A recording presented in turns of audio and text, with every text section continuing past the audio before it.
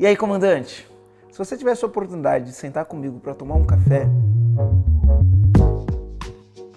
e nesse café você tivesse a oportunidade de me fazer uma pergunta, qual pergunta você me faria?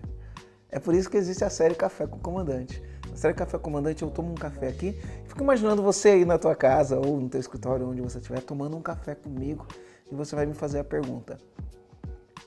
Então como funciona, né? Já que a gente tá tomando café e a gente tá batendo um papo aqui, deixa a tua pergunta aqui. Rola essa página, coloca a tua pergunta e eu vou responder. Quando eu estiver tomando um outro café, eu vou responder a tua pergunta. Para isso é só você deixar a pergunta, tá? Já aproveita que você vai deixar a tua pergunta, já aproveita e segue o canal. Já aproveita e ativa a sineta.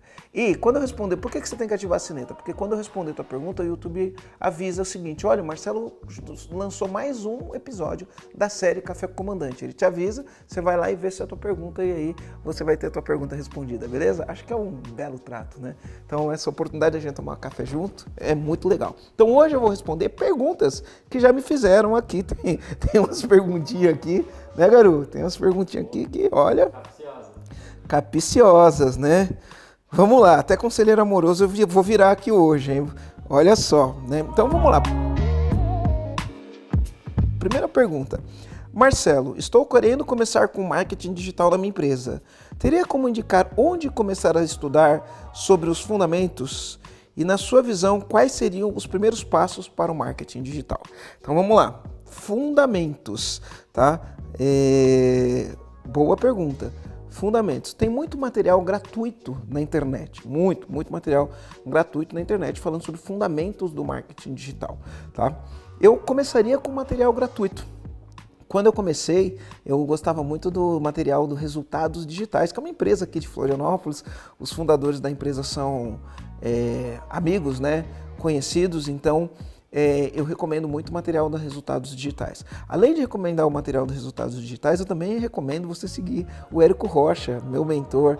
Enfim, ele trouxe uma nova versão do marketing digital para o Brasil e revolucionou, criou um mercado que não existia, um mercado que hoje ele é multibilionário, fatura bilhões e bilhões de reais através dos ensinamentos do Érico Rocha. Então eu te recomendaria, né, consumindo material gratuito, tanto do Érico quanto do Resultados Digitais. Existem outros players tão importantes quanto, tá?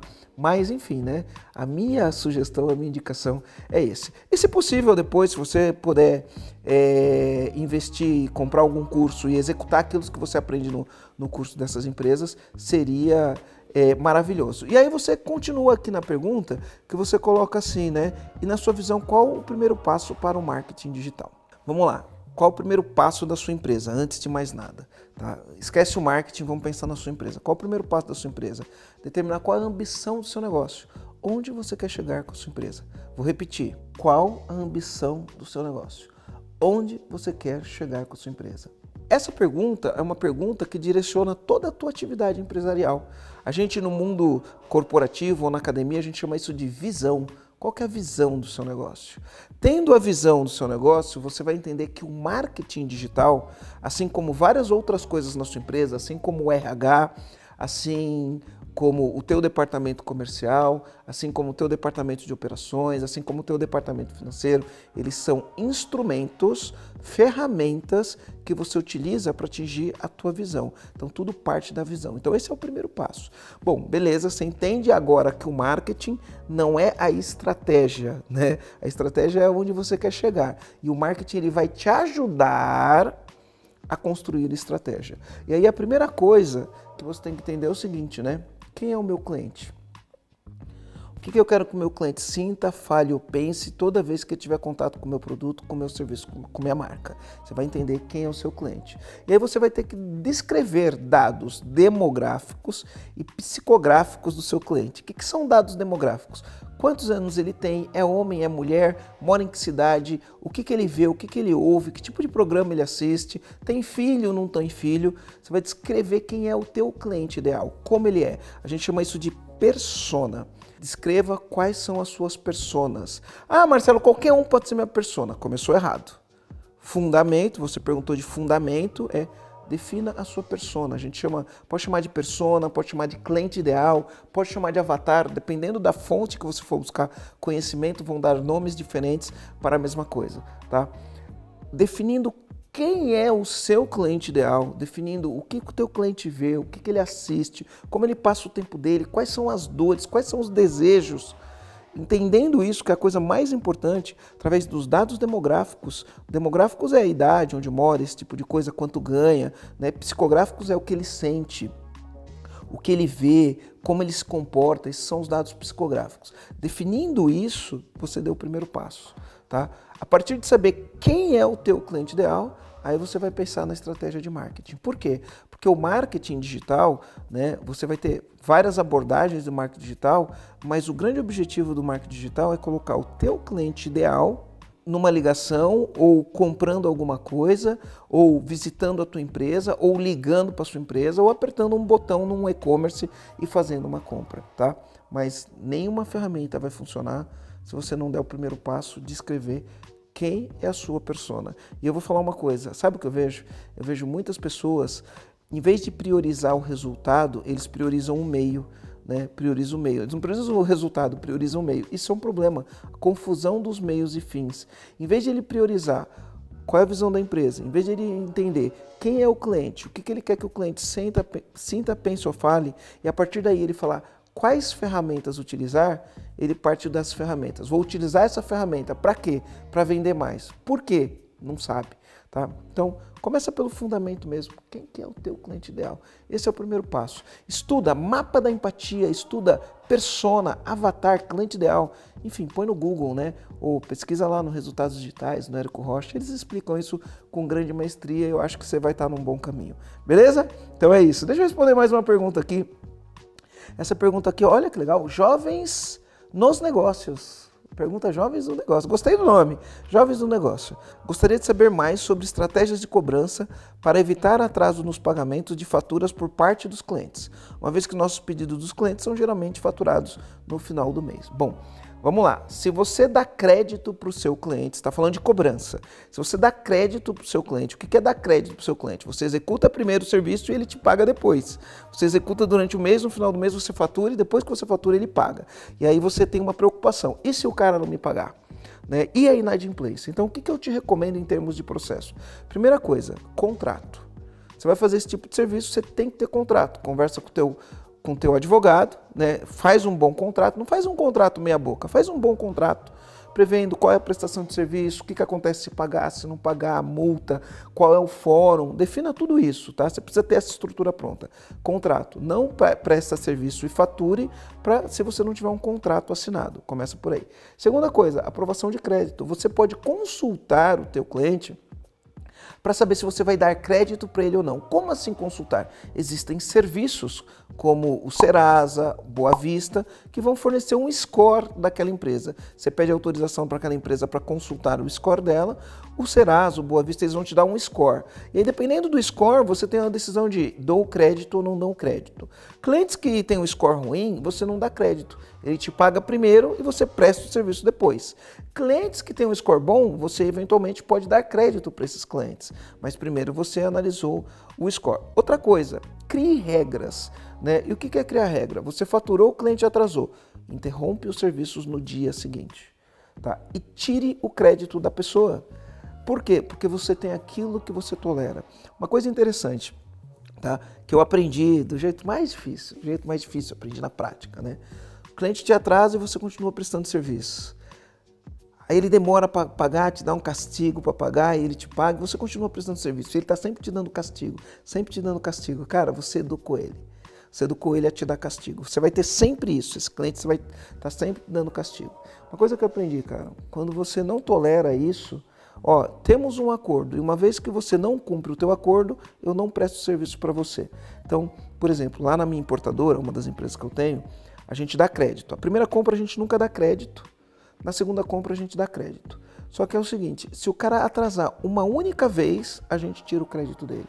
Se ele atrasar uma única vez, a gente já manda um e-mail e fala, olha, tua fatura atrasou, se você não pagar em 5 dias, vai para cartório. E vai mesmo, vai para cartório, não tem boi. Vai para cartório.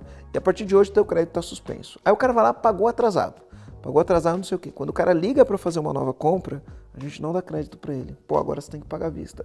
Ah, mas não sei o quê. Falo, cara, a gente combinou, eu ia te dar crédito, 30 dias de crédito. Uma vez que você atrasa, você perdeu o crédito. Perdeu o crédito.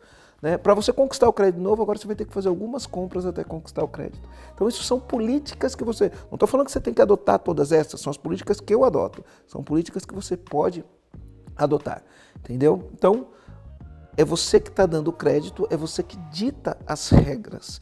E se você faz um contrato, você faz um acordo e a pessoa não cumpre o contrato, não cumpre o acordo, né? Você executa o que está no contrato, tira o crédito da pessoa. Aí você educa as pessoas. Sabe o que eu aprendi na vida, no dia a dia, né? Que os caras, quando tem que escolher o que pagar, porque muitas vezes a pessoa que está te pagando, ela tem que escolher: pago esse fornecedor ou pago aquele? Pago esse ou pago aquele? Aí a pessoa que está do lado de lá, ela fala: ó, qual que eu tenho que pagar? Se eu não pagar, dá problema.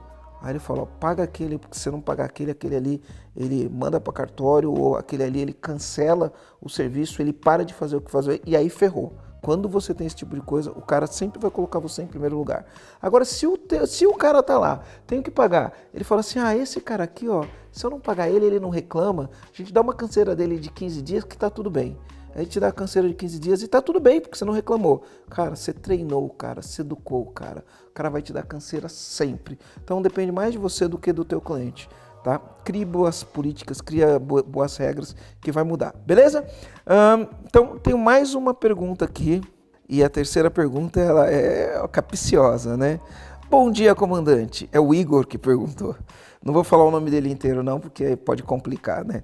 O Igor perguntou: bom dia, comandante. Estou me envolvendo emocionalmente com a minha primeira e uma das minhas melhores funcionárias. O que eu faço? Ai, ai, ai, Igor. Ai, ai, ai, né? Sabe, as pessoas ficam pensando que o mundo é um negócio que tem regras, né? E você tem que seguir as regras do mundo. Mas o lindo é isso, né? Não existem regras, né? Não existem regras, mas existe o bom senso. A gente fala: nunca contrate quem você não possa demitir. Onde se come o pão, não se come a carne. Onde se come o pão, não se come a carne. Cara, eu ouço isso desde quando era criança. Não sei se você já ouviu essa frase. Já ouviu essa frase, Garu?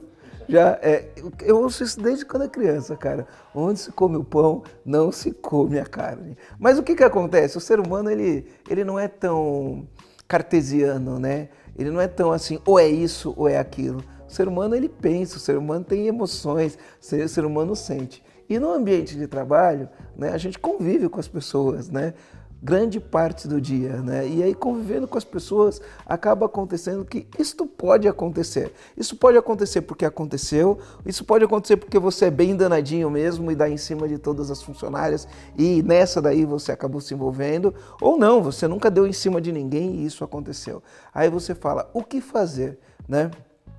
Então vamos lá, né? Responda as perguntas. Será que você não pode entender e falar o seguinte: olha, a partir de agora que a gente está se envolvendo, o que você acha da gente virar namorado, né?